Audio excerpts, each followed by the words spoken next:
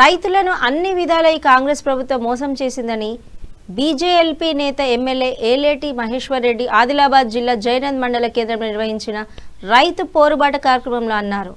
ఎన్నికలకు ముందు అనేక హామీలు ఇచ్చి వాటిని నీరుగార్చే ప్రయత్నం చేస్తున్నారని మండిపడ్డారు. వరంగల్ డిక్లరేషన్లో సైతం రైతులకు ఇచ్చిన అనేక హామీలు ఈ ప్రభుత్వం అమలు చేయడం లేదని అన్నారు. వెంటనే ఈ రాష్ట్ర ప్రభుత్వం రైతు భరోసా డబ్బులు విడుదల చేయాలని, రూపాయలు 2 లక్షల రుణమాఫీ ప్రతి రైతుకు చేయాలని, ప్రధానమంత్రి ఫసల్ బీమా యోజన ఇన్సూరెన్స్ పథకాన్ని రాష్ట్రంలో అమలు చేయాలని రాష్ట్ర వ్యాప్తంగా రైతు పోరుబాట కార్యక్రమం ద్వారా ప్రతి గ్రామంలోని రైతుల నుండి దరఖాస్తులు సేకరించి రానున్న అసెంబ్లీ సమావేశాల్లో రాష్ట్ర ప్రభుత్వాన్ని నిలదీస్తామని అన్నారు. రైతుల ఖాతాలో వేయాల్సిన 9,000 కోట్లను కాంట్రాక్టర్లకు చెల్లించి వారి ద్వారా వచ్చే కమిషన్లు రాహుల్ గాంధీకి ముట్ట చెప్పేందుకు రైతులకు రైతు భరోసా వేయలేదని అన్నారు. ఈ కార్యక్రమంలో ఆదిలాబాద్ ఎమ్మెల్యే పాయల్ శంకర్ గారు, పార్లమెంట్ సభ్యులు గోడం నగేష్ గారు, మూతోల్ ఎమ్మెల్యే రామారావు పటేల్ గారు, నిజామాబాద్ ఎమ్మెల్యే సూర్యనారాయణ గారు, రాష్ట్ర కిసాన్ మోర్చా అధ్యక్షులు బసవపురం లక్ష్మీ నర్సయ్య గారు, జిల్లా మండల అధ్యక్షులు, రైతులు తదితరులు పాల్గొన్నారు.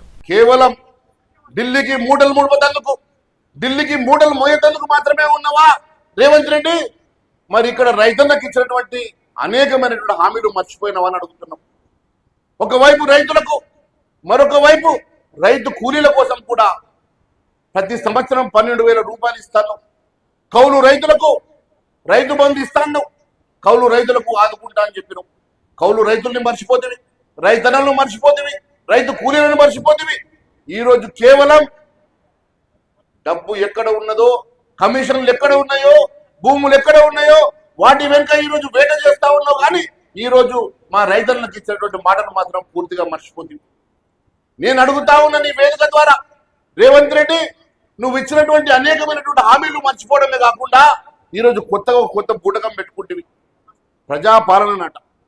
ఈ 99 రోజులు ఈ రాష్ట్రంలో ప్రజాపాలన పేరు మీద మళ్ళొకసారి ప్రజల్లోకి వెళ్తాడట. నేను అడుగుతా ఉన్నాను రేవంత్ రెడ్డి గారిని, ఈరోజు ప్రజాపాలన కోసం ఎన్ని డబ్బులు కేటాయించరు? గ్రామాల్లో పోయేసి ఏ అభివృద్ధి కార్యక్రమాన్ని నువ్వు చేయడానికి ముందుకొస్తా ఉన్నావో సమాధానం చెప్పాలడుగుతా ఉన్నాను. నిజంగా నీకు దమ్ము ధైర్యం ఉంటే ఈ 99 రోజులు మీ ఎమ్మెల్యేలందరూ కూడా ఈ ప్రజాపాలనలో పార్టిసిపేట్ చేసే దమ్మునదా అని సభ ద్వారా అడుగుతా ఉన్నాను. ప్రజల్లోకి వెళ్ళేటువంటి కనీస ధైర్యం కూడా ఈరోజు కాంగ్రెస్ ఎమ్మెల్యేలకు లేదు. ఎందుకంటే ఏ ఊరికి వెళ్ళినా సమస్యలు ఉన్నాయి. ఈరోజు ఇస్తామన్నటువంటి హామీలు అమలు చేయలే. ఇటు రైతులకు ఇస్తున్న హామీలు అమలు చేయలే. మహిళలకు ఇస్తాన 2,500 రూపాయలు ప్రతి నెల ఇస్తామని మోసం చేసినాం. విద్యార్థులకు ఇస్తాన ఫీ రీంబర్స్మెంట్ మోసం చేస్తేవి. పిల్లలకు స్కూటీలు ఇస్తానని మోసం చేస్తేవి. ఈరోజు 2,000 పెన్షన్ 4,000 చేస్తామని మోసం చేస్తేవి.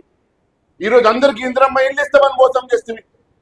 అన్ని రకాలుగా అన్ని వర్గాల ప్రజానీకానికి మోసం చేసి ఈరోజు గ్రామాలలో కనీసం పారిశుద్ధ్యత కూడా కనీసం క్లీన్ చేసడానికి డబ్బులు ఇవ్వని, గతంలో మాజీ సర్పంచులు పెట్టినటువంటి అనేకమైనటువంటి పెట్టుబడులు, వాళ్ళు చేసినటువంటి బిల్లులు కూడా ఈరోజు పెండింగ్ లో ఉంటే ఆ బిల్లులు కూడా క్లియర్ చేసినటువంటి దద్దమ్మ ఈరోజు ఈ ముఖ్యమంత్రి కారణాన్ని అడుగుతా ఉన్నారు.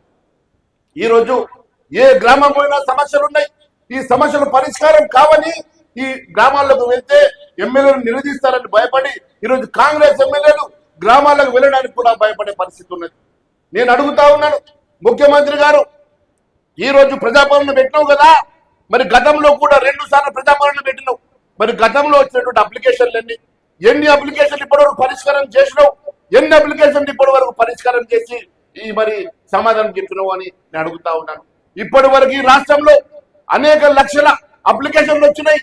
ఏ ఒక్క అప్లికేషన్ సమాధానం చెప్పలే, పరిష్కారం చేయలే.